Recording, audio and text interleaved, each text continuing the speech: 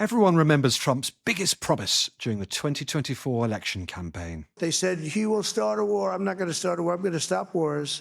But war is well and truly back with Iran today. The United States has struck it for the last 10 consecutive nights. Tehran is retaliating across the Gulf, killing 3 American troops and injuring almost 100. And it's all forcing the US president to consider a major escalation. Dozens of air-to-air refueling planes, plus fresh squadrons of fighter jets, have started to arrive over the last few days. So we find ourselves asking again, how does Trump get out of this? Or is Iran America's next forever war? I'm Tom, and welcome to The General and the Journalist. Patrick is away this week, but to help us answer that question, for this week only, it's the journalist and the National Security Advisor, because I'm really pleased to say that I'm joined by Kirsten Fontenrose, who is a senior fellow at the Atlantic Council and formerly a White House advisor in Donald Trump's first administration, where she served as the senior director for the Gulf on his National Security Council. Kirsten, welcome. Thanks so much for joining me. Thanks for having me. Great to be here. Well, you're in DC at the moment. It's kind of early where you are, so I'm even more grateful. A quick thought. Do you wish you were back in the White House right now, all this going on, or are you feeling far better off out of it? It's a great question because it is tough to sit on the sidelines and watch decisions be made when you have ideas or you think you could make recommendations. But it's also probably good for reputational legacy to be distant from these tough decisions right now that, we can't predict how they will turn out. That's a very good thought about reputational legacy. So before we look at the president's options, let's just remind ourselves of why the ceasefire collapsed, shall we? And of course, it's all because of the blueprint for it, the Memorandum of Understanding, as it was known, or became quickly christened the Memorandum of Misunderstanding. It just didn't stack up, did it? Accurate. I think there were reasons that both sides were comfortable with signing an ambiguous MOU, even though they knew it was ambiguous. For Iran, it resulted in lifting of sanctions immediately, not removal, but lifting, and in the removal of the naval blockade immediately. Again, lifting, which gave them this economic lifeline they were hankering for. So that was fine with them, regardless of the ambiguity of the language on the Strait. They really needed that sucking in of air. And for the U.S., it calmed markets a bit, and it allowed the U.S. to say we're inching closer to this deal that we've been talking about and promising. But the market calming was really critical. So what happened in my assessment is that you have a paragraph in the MOU that calls for a dispute mechanism, but it wasn't stood up. It talks about using some of the mediators, who those were going to be wasn't laid out. And since that wasn't stood up, there was no place to go when there were accusations of breaches of the MOU. And that meant Iran went immediately to kinetics, and the US responded with kinetics. And it exposed what the failure in the MOU is. Maybe things will be different going forward because the mediators now are very aware that that was the weak point. And in the conversations they're having now, they're really trying to address those weak points. Their immediate goal is get us to this just 10-day cooling off period. But then they intend to address those weak points. You've also got the U.S. kind of shift slightly in mission. And they've gone from near-term suppression of the ability of Iran to strike at ships in the Strait to more of a long-term prevention mission that is focused on preventing Iran from long-term being able to threaten shipping. And that's why you're seeing supply lines hit. Someone predicted all this way back in 2024. Someone wrote a big submission to Congress in which they said, if Iran gets into a position where they can have some talks with us, they're never ever going to want a deal. They're just going to want to string it out. They'll never agree to a thing, and they'll just try to use it to earn lots of money. And Kirsten, that was you. Yes. Yes. Thanks for being nerdy enough to read my congressional hearing. That's okay. That's what we do. But, I'm sad to report that I don't think things have changed, that I still believe that Iran's playbook is to keep the U.S. at the table. It's sort of their sweet spot. They can continue to develop any of their programs covertly. They know the U.S. keeps Israel rather reined in during times of talks. They look good on the international stage. They look like they're pursuing peace, but they're really just looking at timelines like the president has to get through midterms, he'll make a deal. The president only lasts another 2 years, we can outwait him. Another person called this delay diplomacy, and I like that phrase because I do think that's their their MO here. We didn't think they would use it with the Trump administration a second time around because they were warned by their Gulf partners who at the time had some better relationship with them. They were speaking some honesty and said, look, when this guy comes in, it's going to be your one shot to make a pretty sweet deal. And he's been watching you yank Biden around and he's seen through it. And so you can't expect him to be patient with that playbook. But it's what Iran knows, and they're using it again. So let's look at where we are now then. It's funny, isn't it? Because the war's stated aims, all about ending Iran's nuclear weapons ambitions, dismantling its long-range missile programs, they've all taken a big backseat for now, haven't they? Because it's now all about the Strait of Hormuz and whether it should be open and toll-free for all, just like it was before the war started, or whether Iran should keep its newly won control over it. And a reminder for everyone, of course, around a fifth of the world's oil and petroleum passes through that strait. So it's a fairly major and vital waterway. Kirsten, why does controlling that strait matter so much to Iran right now? Iran, we believe, has realized that this is really their, no pun intended, trump card, even beyond their nuclear program. You know, keeping the nuclear program at that transitional level was kind of their trump card previously. Now they've recognized the strength in this. And for a lot of us, it's you know, if you're sitting in the US where the strait is not as impactful on your economy as it is for most of the rest of the world, for Japan, for Europe, for instance, for parts of Southeast Asia, we're looking at the potential for Iran to do this at another time. You know, now that they've recognized this tool, do they know that then they can assist their partner, Russia, by disabling Europe's access to oil and gas? Do they do it in the event of Chinese activity on Taiwan at the request of China, because it would then put Japan in a really tough spot? So when the U.S. looks out at next challenges, we think about things like that. You know, we don't want Japan to have to focus on something like where they're getting oil and gas, when we want them to focus on increasing their defensive and offensive capabilities to counter China so that we don't have to do so much of it. So it's important to the U.S. for that reason, and Iran knows that. They're also watching the international community's absolute freak out at the rise of gas prices, oil prices, petroleum product prices around the world. And they recognize that this is their leverage. There's nothing they can do as a nation that is stronger than getting the entire international community behind a call to do whatever it takes to open this strait.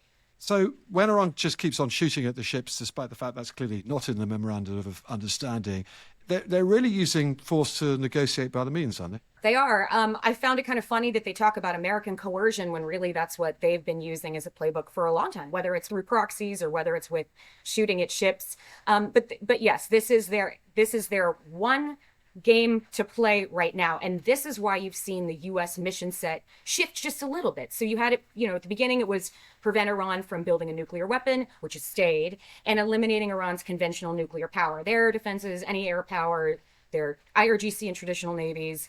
Then you saw the military mission shift a little bit to suppressing Iran's strikes on ships in the Strait. And that was per the plea of U.S. partners and warnings from economists in the U.S. and energy experts about what would happen to the U.S. economy if this extends through August, for instance. But now you've got the military mission shifting slightly to degrading Iran's ability to control the Strait in the long term. So this campaign of strikes we've seen in the last 10, 11 days is focused not just on those IRGC boats and the missile launchers that are on that coastline and that fire on ships, but on that full logistics chain that is enabling those ships and missiles to operate to begin with. So it's from like near-term suppression to long-term prevention, because the U.S. recognizes that Iran could use this tool again at any time, and that this is going to be how they plan on controlling international sentiment and as their number one foreign policy tool. It used to be nuclear program, proxies, and missiles. Now it's not so much nuclear program, slightly the specter of it. It's still drones. It's not so much proxies. And they're seeing the Strait as kind of that replacement pillar in their foreign policy. And I think, at the risk of being too cute, what I've named this military operation is the Operation Sever the Forever Lever, because it's focused on reducing Iran's ability to do this next time, to do this in the foreseeable future. We're going to get into the detail of that in a moment. But the other thing that, of course, has started to happen is American service personnel have started to get killed again. 3 in the last 5 days over the weekend, that terrible strike on a Jordanian airbase.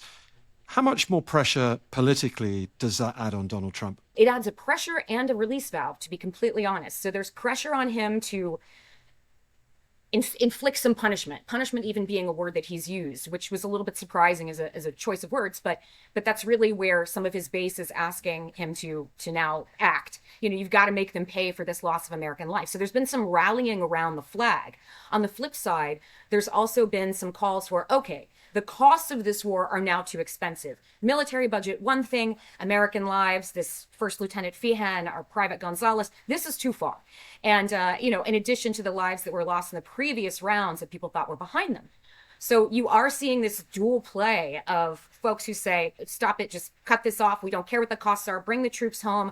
What does it really matter to America if the Strait is open or not? Iran's programs can't reach us. Bring it home. And the others who say, oh, no, this will set a precedent. Iran will feel emboldened. Iran will feel like it can strike Americans anywhere in the world asymmetrically without punishment. So you've got to inflict some cost. The other thing that's happening, of course, is what's going on with Trump's popularity. The polling is extraordinary. According to a recent CNBC poll, for example, Trump's approval rating is now down to -19. That's close to a record low for him. Americans disapprove of his handling war by about 2-1. And he's also on his lowest ever approval rating for his handling of the economy. He's down to -22. That was one of the reasons he got himself elected and defeated Kamala Harris, of course. And this is a president who really, really is going to feel this, isn't he? Because he just does not like being unpopular. He does not, but he also doesn't ever have to get reelected. He's a second-term president. So, he can sort of think out, okay, every president loses their congressional midterms to a certain extent. Every president loses some seats there. He has to be concerned about the potential for such a slim margin that if you lose one Republican who sides with Democrats, for instance, on not renewing aid for Israel, or that he could have some of his objectives curtailed. But in general, he can say, this is normal for a sitting president. I'm not stressed about it. I've got 2 more years. And if in those 2 more years I can pull a victory out of this, then my legacy is secure. You also watched him do a couple of things I think are interesting. We've watched the supreme leader, to the extent that there is one in Iran, do the same thing, which is, one, rely on an increasingly ideological base. They both have kind of coalitions that comprise their bases. The Trump's base is divided on U.S. has to project power to be a superpower, and we should only be spending money at home. We have national debt to deal with. We have American problems, non-interventionist and fairly isolationist. So those are really contradictory, and he's got to balance them both. You also have this, the supreme leaders dealing with hardliners and more hardliners who are potentially sabotaging the MOU.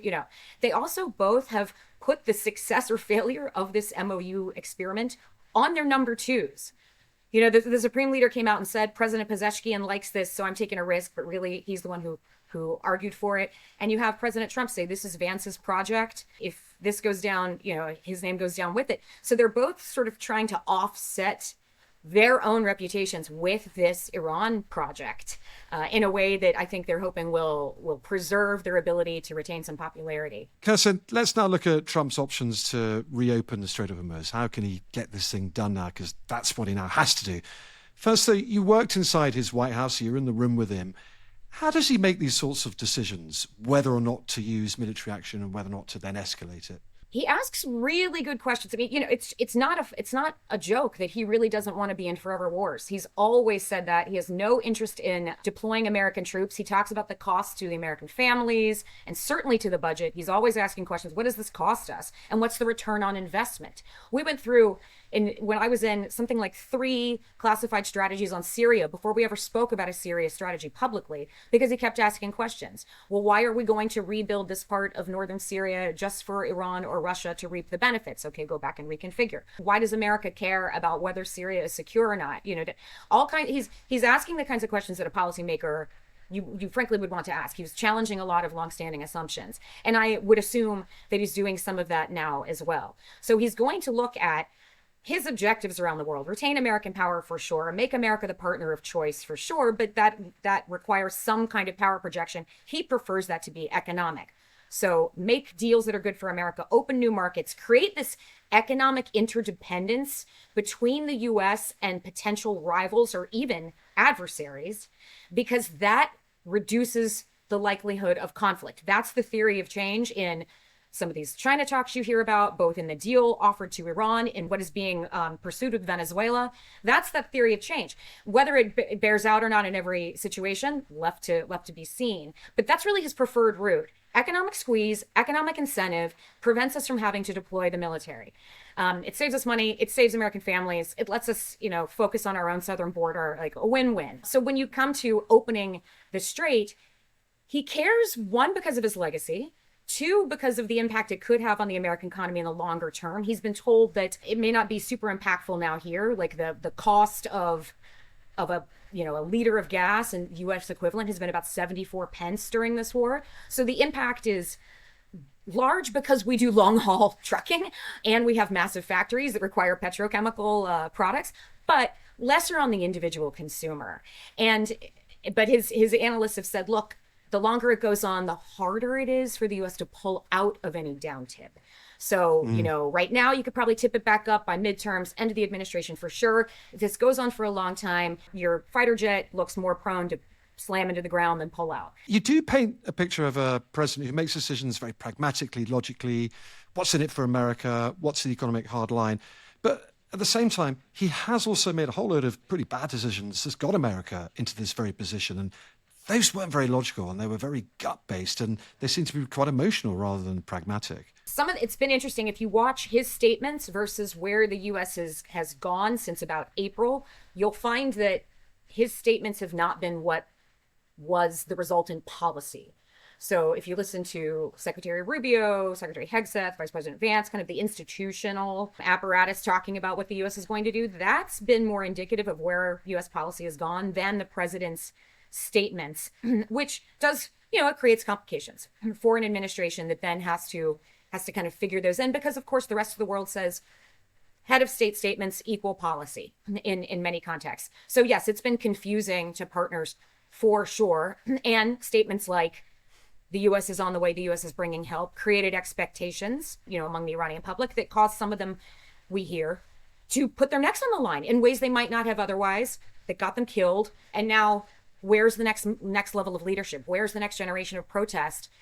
Are they there anymore? So if the U.S. does go in and eliminate Iran's tools of oppression, are there still people who would be willing to come out in the street, even if the lights are off at the ministries, that kind of thing? It does create questions, and we can't answer them now, and we don't see inside Iran, and we aren't in the minds of those folks who are obviously being very quiet and laying low. Trying to precipitate regime collapse, of course, that's been the amber nectar for Iran for 50 years and quite a few other countries around the world that America and others haven't quite achieved. But let's look at those options that the president has for reopening the strait from where we are today, because I think there are basically three. You can put them into three categories. The first one is peacefully via diplomacy. So from today, call a ceasefire, try to resume talks and try to persuade Iran or offer Iran something to reopen the straits. And I think we can probably discount that one from the get-go, can't we? Because that's one he's just tried. It's not going to be possible with this regime who, as you say, are hard over on keeping the strait under their control for their leverage, their only leverage. So really, that's only going to work. A peaceful diplomatic option is only going to work under a different regime. And this one certainly is in place for the time being. Yes, agreed. That was what was being tried with the MOU. And when Iran targeted Qatari, a mediator ship, that kind of came off the table. I mentioned that his administration has factions, right? The Republican Party, the Democratic Party, they're both coalitions of sorts, and that strengthened the voice of the folks who said, this is a regime you cannot deal with diplomatically. If we offered them potential $300 billion in reconstruction, we lifted the naval blockade, we lifted the sanctions, not removed them, but lifted them. We gave them some immediate relief, and they still struck a mediator's ship. No way this approach is going to work. So you're right. I think that option's off the table. But not that the diplomacy is off the table entirely, but that the option of just going back to the MOU with, without inflicting this damage that he's trying to inflict right now militarily would have been off the table. Okay, option 2 of 3 then. That, I think we could probably summarize as bombing or forcing them into submission by using a lot of force. So that's targeting power plants and bridges, as President Trump said he'd do last week. And we've seen a bit of that begin. And also keeping up that naval blockade on Iran, stopping Iran from moving out and selling its oil. What do you think? Yes, I think that's where we are now. I see that going on for a long while, with one caveat about that naval blockade. As I mentioned, the plan now is to hit all that logistics chain so that there's no near-term or midterm option for Iran to completely rebuild these programs. But I think the caveat on that naval blockade is that I expect Iran to really be upset about it, even though the U.S. is allowing humanitarian ships to pass through. Obviously, this is what they need to be lifted so that the regime can survive. The regime has got to pay to keep the factories running that are producing missiles and drones. It's got to pay to keep the lights on at their ministries and for internet. And it's got to pay the Basij, the Artesh, the IRGC. It's got to pay their human tools of oppression of the people. The U.S. keeping that naval blockade on, the theory is that that would reduce that ability to fund those programs. Maybe watch the regime kind of slowly no longer be able to exert control, in which point it's up to the people whether they want to make another move. So it really is, we can create conditions. We really believe in the Iranian people's, desire and potential, but we can't do more than we can do. And so I think you could see if the naval blockade, if putting that back on didn't squeeze them enough in a time frame that where the international community wasn't screaming about prices for their own economies, then you could see the president say, we're going to pack up and go home. Iran has prepared their people for economic pain, but the rest of the world has not. And that's the key. So that would be the great pushback to option two, sort of long-term or medium-term force to force them into submission, is that they can withstand this longer than we can, or you can, I should say, because President Trump tacoed on precisely this policy in April. That's how we got to the MOU. This US president has proved he just doesn't have the time, the patience for this fight, because all that happens is the international price of oil spirals, gas station prices rocket in the US, and the Iranian calculation is, well, look, go for this, blow up our bridges, blockade our oil, but you won't sit this out for 3 to 6 months. We will. That exactly. And so that becomes the issue. So, can the US population say, we'll tolerate this? Can the president say, even if they don't, I don't have to be reelected, so I can wait this out. I can go to zero popularity as long as I still control the House and Senate and I can't be impeached. And I can make this longer term play on Iran. I don't only have until November, I have until presidential elections. And he can, again, he can say, we tried Vance's way, now we're going to try somebody else's way. I mean, there are ways for him to kind of spin this domestically, but he's got the domestic pressure and then he's got partner pressure. And Iran is reading both of those very, very carefully. And as you mentioned, they don't care how much the population is, digging through trash piles to eat. The partner pressure is fascinating, though, isn't it? Because there's a couple of other things that are just starting up now. First of all, the Houthis have declared they're going to close the Bab al-Mandeb, which is a strait that goes from the Horn of Africa to Yemen, south of the Strait of Hormuz. That takes approximately 10-12% of the world's oil. That would put major pressure on Saudi Arabia, big US partner, as well as all the other Gulf states who don't want the Iranians throwing missiles, rockets to their desalination plants and their oil infrastructure, which is what happened in April. So again, you've got the time pressure thing. Trump doesn't have a month or two of withstanding this sort of stuff, withstanding both the Strait of Hormuz remaining closed and the Bab al-Mandeb remaining closed, is he? Technically, no, but I would place a bet that he has already had a conversation with the Saudis saying, this is yours. We're dealing with this. You're dealing with this. And I think it's really notable that the Houthis have been very specific that this blockade is against Saudi. They haven't widened that blockade language yet. They could, but they're technically still in a ceasefire with the US, and I don't think they want to invite that. And they're saying this is in direct retaliation for the Saudis preventing that plane from landing inside Yemen. So they're trying to keep it in the Houthi way proportional. And I base my assumption about that conversation with Saudi on the fact that he's already had conversations with Gulf states about the proxy and missile and drone programs, saying we're going to handle this nuclear piece, and we're going to degrade their missile and drone programs and their proxy programs to get you to the point where you have some leverage in conversations you need to have as the Arab bloc with the Iranians yourselves on these other programs that are problems for the region, but not so much for the US. So I could also see him having that same conversation with Saudi on this, saying the Houthis are really your problem. They really can't reach the US. So Saudi, we need you to kind of take care of this. And So we may see if there's escalation there, you could wind up seeing the U.S. assist. But right now, I think you're going to see a Saudi Houthi front without the U.S. touching it to the extent that Trump can pull that off, staying out of it. One of the other options under bracket number 2, if you like, sort of bombing into submission or forcing submission, that actually a few of our listeners have sent in emails about asking, is taking Karg Island. So Karg Island, that big strip of land, not far from the Strait of Hormuz, actually, where a lot of Iranian oil is processed and handled. About 90% of all Iranian oil is handled on Karg Island. And the argument goes, and I think General Keith Kellogg was putting forward this argument the other day, physically take hold of Karg Island and you remove all Iranian ability to process oil and to sell oil. Is that an option you think the president would look at? Yes, he'd look at it, but I would say there's a difference between taking and holding. And U.S. is really good at taking. Holding is never easy. Now, if you degrade so much of Iran's military that they have a tough time striking the U.S. if it was present there, okay, but you're a juicy target. You're on one island.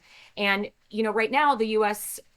doesn't worry so much about Iran's missile program because it would take very long-range missiles to reach the U.S. that they have not demonstrated yet. Short-range missiles to reach their own Karg Island. And they have plenty of those. So, I think that would be looked at as a very costly idea. The president has refrained from striking it previously, just militarily decimating what's there, because the idea was you want that 90% of the oil flow apparatus to be retained for rebuilding the economy of a following regime. The military has amazing plans for every contingency. It's just whether or not they want to, exercise them. And this is how most militaries that I've worked with present options to their leadership. 3 courses of action. 1, pretty much the status quo, no change. No president really wants that, but sometimes it's safe. 2, something so ridiculous, you don't think the president would choose it because it would be so costly, so risky. And 3, what you, the military, actually want to do. So, I think based on what courses of action we see CENTCOM provide, this president has been known to go, yes, but what if, and kind of push past that. We saw that we've seen that in a couple of places. But he could do that, and he will definitely ask, why can't we just take it? Well, how would we hold it? Well, what would we need to do to ensure that we could hold it longer term? And you're seeing some of that happen right now, but I don't think CENTCOM would say it's enough of it. We still haven't wiped out things that might be conventional assets in the far east of the country, for instance. So there would, if you see deep strikes east in the, with this repositioning of B-2 bombers and the like, maybe, but I still don't think that's the first choice plan. Well, that leads us neatly to option number 3. So option 3, I guess you could say, is the man in a hurry option. And that's opening the Strait of Hormuz by force now. And it's, I guess you call it the H.R. McMaster option. When he was on the podcast a few weeks ago, your former boss, he said, this is the only way we're going to deprive of Iran of this great bit of leverage of controlling the strait. We have to go there and physically open it ourselves now. With a 2-pronged mission. First, heavy suppression of firing points on the coast from the air, to stopping the Iranians from being able to shoot anything, any ships coming through, by basically hitting them wherever they are. And then second, escort missions out in the strait with US warships escorting tankers and the like through the strait, with an air defense bubble and an underwater defense bubble as well, to stop drones from getting them. I mean, it's doable, says H.R. McMaster. He said it might need some ground troops. You might need to take and hold some ground and clear it for a little bit. And it might be a bit risky, but it's definitely doable. What do you think? I would never challenge H.R. McMaster's analysis of what's militarily doable. I have never heard him say something I didn't agree with, to be honest. But I would say that you've got the isolationist part of Trump's administration that won't want to hear boots on the ground at all. And that certainly won't want to look at what that would mean as a supplemental budget for Congress. So even if CENTCOM, which has been slightly risk averse, if they said we can do this, you'd still have to go to Congress for the money. And I think that's where the tough part would come in. So it might be doable, but is it feasible politically is where the tough part comes in.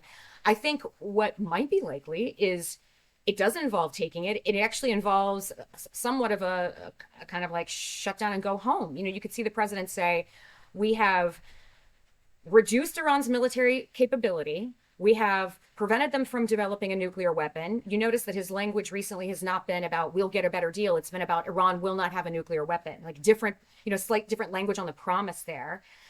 We've created the conditions for the Gulf to have those parallel conversations about, the missiles and drones. Proxies are degraded, and our partners are gaining ground in Syria, Iraq, Lebanon. So our work here is done. And then Europe, if you're worried about the risk through the Strait, we'll work with you, perhaps on this escort mission. We're not going to do it alone, but we're going to pull the ramp up of troops home, and we're going to focus elsewhere. I think the Gulf is very concerned about that. I think Europe is concerned about that, but I think that's a very plausible scenario for this president. I think we should also just remind people, they shouldn't be cussing, is that actually, if you look where the US military was in February to where it is now, military action has gone a lot harder.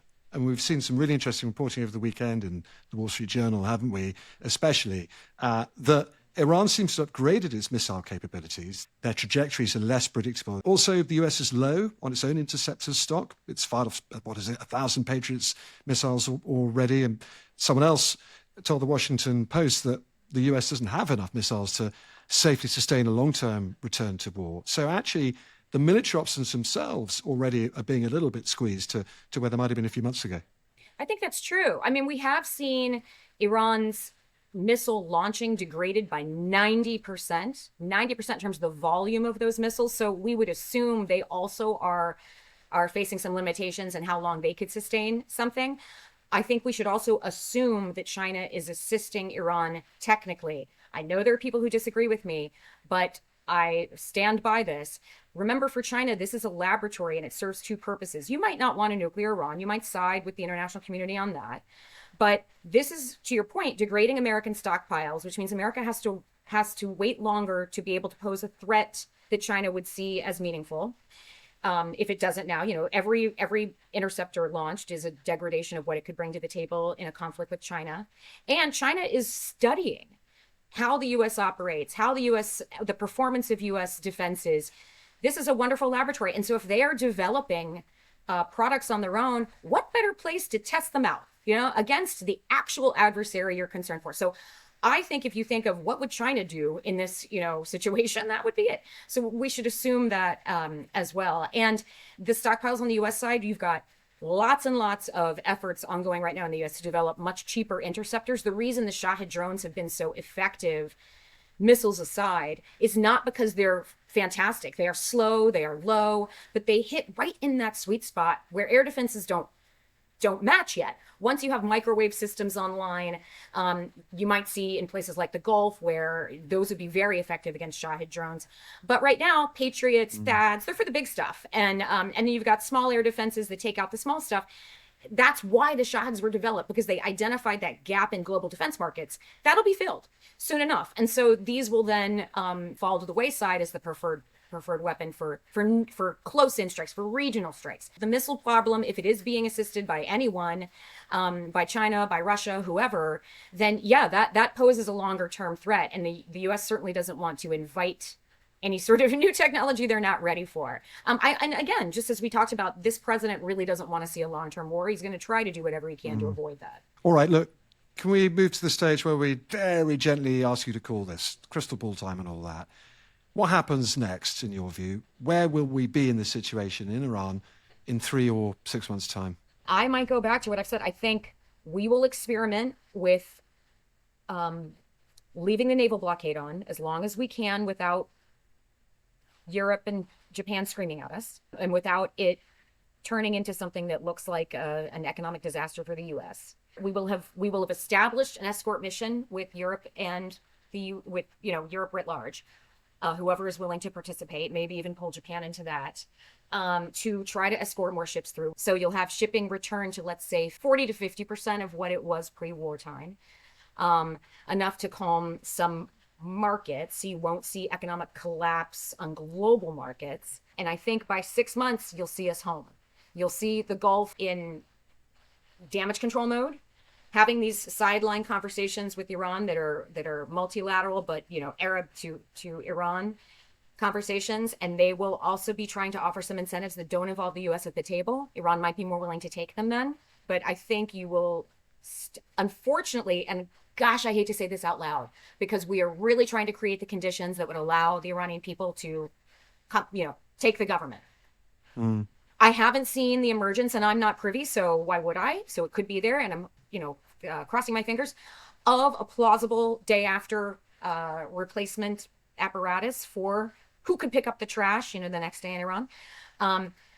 If these guys are happy living underground for the rest of their lives, we'll see Israel taking them off one by one in kind of post-Munich Olympics style targeted assassinations, I think. But maybe not to the end that it causes regime collapse. So I think that's where we'll be in 6 months. We'll be at an escort mission. We'll be at the U.S. pulling things home. We'll be at Israel quietly pursuing its own objectives through covert action predominantly and some targeted assassinations. And we'll see the Gulf in fence riding mode. But we will see the Strait still flowing traffic again. So in answer to the big question really of this episode, is Iran another forever war for the US? You're saying no. I'm saying no, it's not a forever war for the US simply because the US will not want to engage in that. So if it means that we're encountering this like Scud missile problem we had in Iraq where everything's hidden underground and the places are dispersed, and so they kept firing Scuds at us through the war, despite all the efforts to degrade them. So if this president says, and I think he will, we're encountering that kind of scenario again, but those aren't really the danger to the U.S. homeland, which is where my base really places their priority. So we're going to go home. They may still have these capabilities, but they're no longer a danger to the U.S. homeland. There's no longer the strategic threat of a nuclear weaponization program in the medium term. So not a forever war. Well, look, thanks so much for calling that. And Kirsten, that's been absolutely fascinating. Thank you very much indeed for your wisdom. Are you sure you don't want to go back inside the White House? Because some of that sounded pretty sensible to me. Watch what you wish on people. My friends in the White House are lovely, really intelligent humans. So let's wish them the best of luck with all of this. Kirsten, thank you. Really appreciate your time. Sure. Thanks for having me.